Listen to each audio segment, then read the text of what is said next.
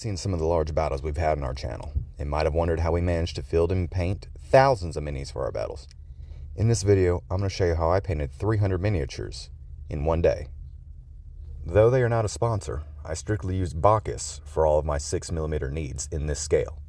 For this video, I'll be painting their British regulars from the American War of Independence. Though this method can be used for any kind of miniature, keep in mind we are trying to field thousands of minis quickly to get them on the battlefield. Fine details are going to be ignored for a quantity over quality approach. However, these will still look sweet at the end. The number one tip I will give at the outset is to use the assembly line method. I have found that this produces the most miniatures the quickest. The key is to hit all colors on the minis that you currently have on your brush to increase your speed and efficiency, as painting the same part over and over again will make you more precise with your brush strokes. Step 1 is to prime your miniature the main color which your mini will have, or the color which is the hardest to paint. For our British regiment, they will be primed white, as their pants, accoutrement straps, and waistcoats are white. Once you've primed them all white, we can move on to the most notable color for any British soldier, the red coat. Here I am avoiding the accoutrement straps so I don't have to repaint them, as I am being very careful not to hit the white pants or white waistcoat. As the assembly line method requires, we will do all 300 red coats before the next step.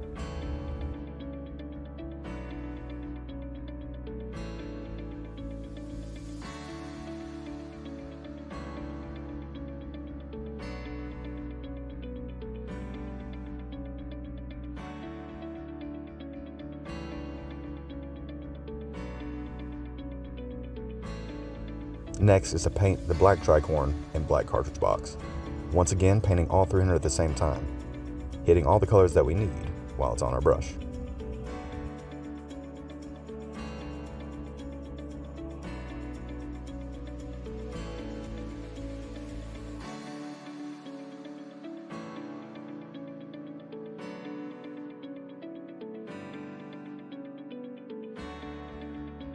Next, we will paint all 300 muskets a good dark brown, covering the front and back of the musket.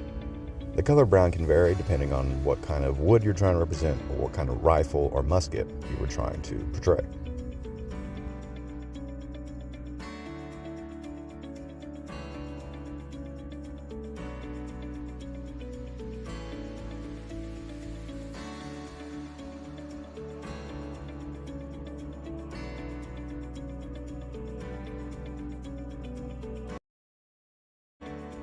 Adding a good silver color to the bayonets is next, painting all 300 before the next step.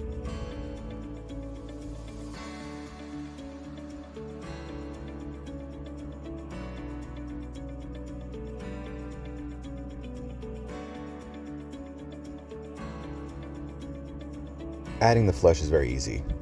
A drop of flesh color on both hands and a light swipe of the brush to the face. Try not to use too much on the face, as you don't want to cover up the details.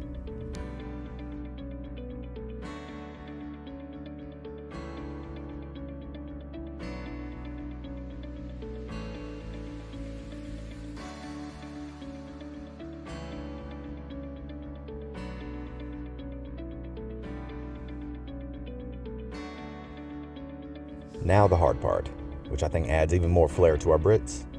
The British Tricorn had a white trim on the edges. For me, a brush is too big and unwieldy, so I actually use a mechanical pencil dipped in white paint to precisely get the edges. This part takes the longest, I feel.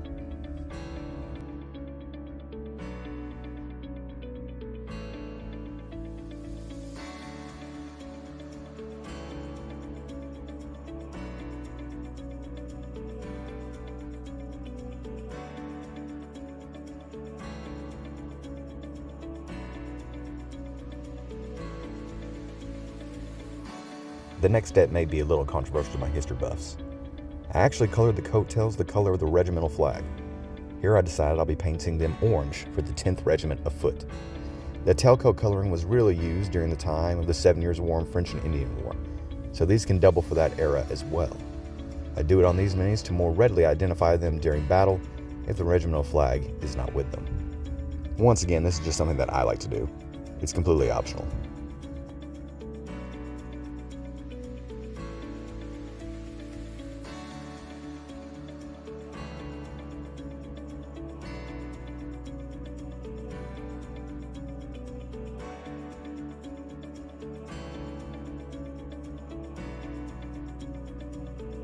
Finally, we are done painting. Next is to base the minis. I based mine with 40 men per base in accordance with our club's rules, which aims for a 1-to-1 ratio for units, but you can base them however you like. I use popsicle sticks for bases because they are really cheap, and I find that it allows my minis to sit closer to the ground, unlike thicker plastic bases.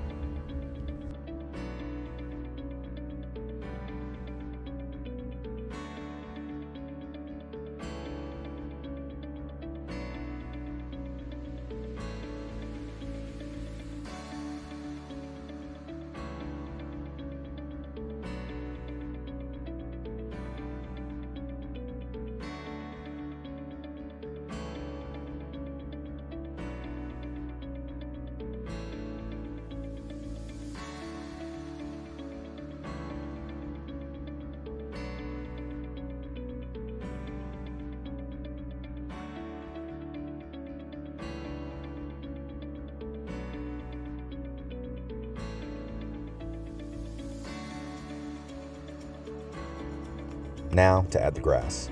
Using some PVA glue, I carefully lined it up and down the base, and then carefully used a brush to get into the nooks and crannies of our British infantry company. Be careful not to use too much, as we don't want our grass to pull up and look like they're drowning in glue.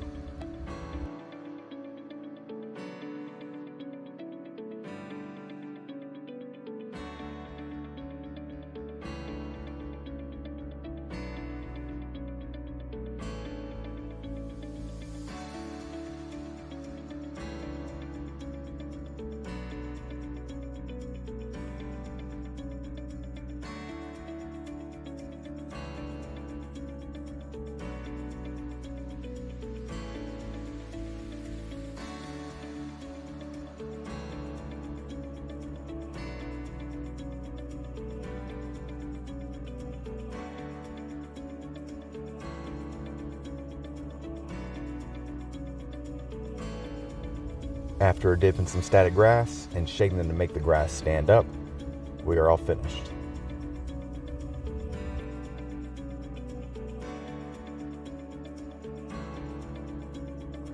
And after one day of work, all 300 men are ready for battle. Remember, you can use this assembly line method for almost any era of miniature, and even in some different scales. If this was helpful, let us know. We're always working on projects, so perhaps more tutorials are in order. If you have any recommendation on what tutorial we should do next, leave a comment. And until next time, Generals, get to painting.